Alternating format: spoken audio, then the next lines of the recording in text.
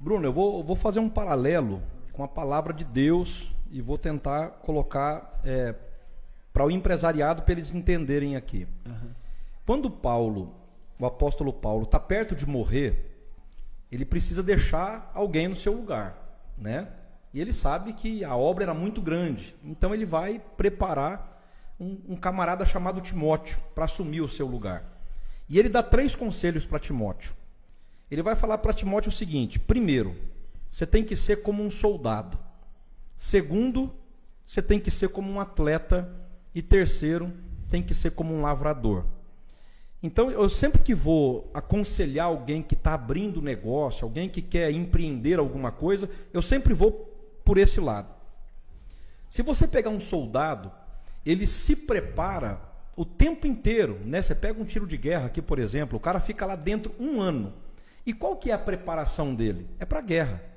A preparação de um soldado é para a guerra. Ele se prepara para o dia mau.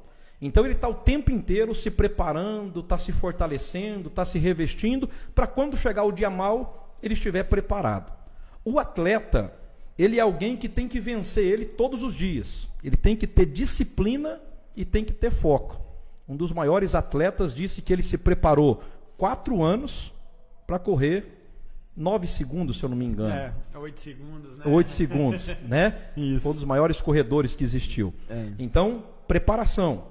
E, por último, é o lavrador. O lavrador fala de paciência. Tem até um ditado antigo que diz que quem planta tâmaras não colhe tâmaras, porque demora até 80 anos para ela produzir frutos. Então, a dica que eu dou é: se prepare não só para as coisas boas. O maior erro de um empreendedor é ele abrir a empresa em janeiro e em fevereiro pensar que é empresário. Aí compra um carrão, já muda para uma casona, ele compra as coisas mais caras porque ele tem a mentalidade que é um empresário.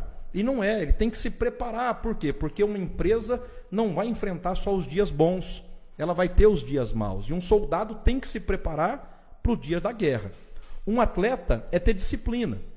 Qual que é o erro de um empresário?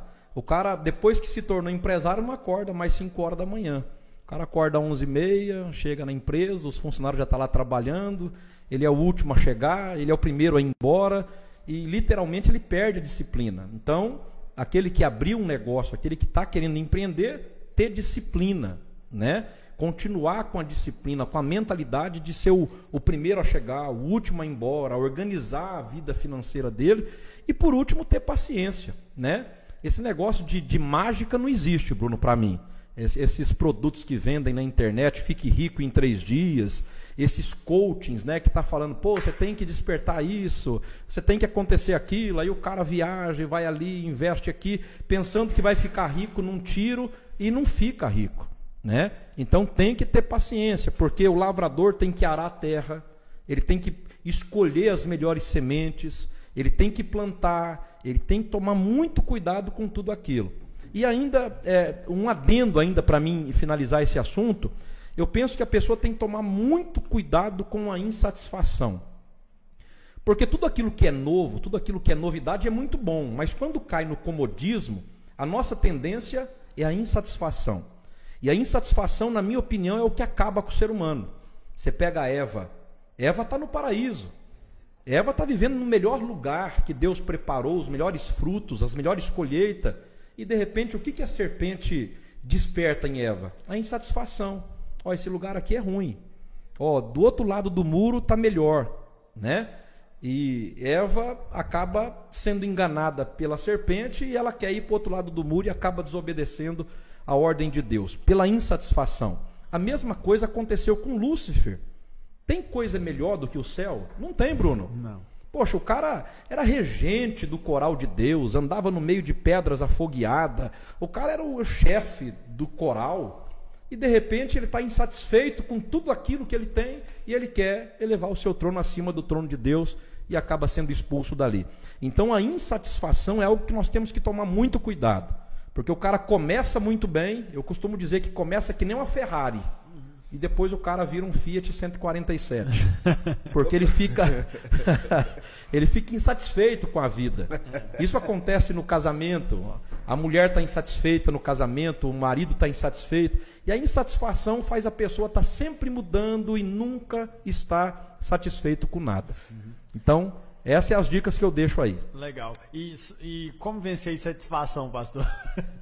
Assim... Primeiro, agradecer o que tem. Quem não agradece o que tem, está sempre olhando para aquilo que falta, né?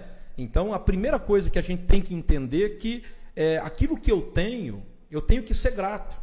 Poxa, às vezes eu não tenho o carro que eu sonho, mas eu tenho saúde para correr atrás, né? Eu tenho uma casa legal, eu tenho uma esposa, eu tenho uma mãe, eu tenho um pai. Então, a primeira coisa para a gente vencer a insatisfação é ser grato, né? É ser grato às coisas que tem. E fica essa frase aqui para os nossos ouvintes: quem não agradece o que tem, está sempre olhando para o que falta. Existe uma triste ilusão, Bruno, de que a grama do vizinho está sempre mais verde do que a nossa. Então, quando a gente olha para a nossa grama e agradece ela, a gente vive muito melhor.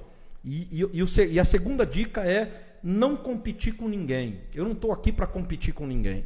Eu estou aqui para competir comigo mesmo. Então, a minha luta diária é contra eu. Eu tenho que vencer a mim mesmo, os meus limites, a minha mente que trava, que é limitada. Então, a minha luta não é contra o Bruno, a minha luta não é contra o Renato, não é contra a carne, não é contra a sangue. A minha luta é contra eu. Porque se eu acomodar, se eu parar, eu vou estar insatisfeito com a minha vida. E é por isso que muitos, infelizmente, acabam entrando num quadro de depressão, de ansiedade, de estresse. E, infelizmente, alguns até acabam se suicidando pela insatisfação da vida. E a vida é muito boa. Hoje você tem, amanhã você não tem, mas a vida é muito maior do que tudo isso.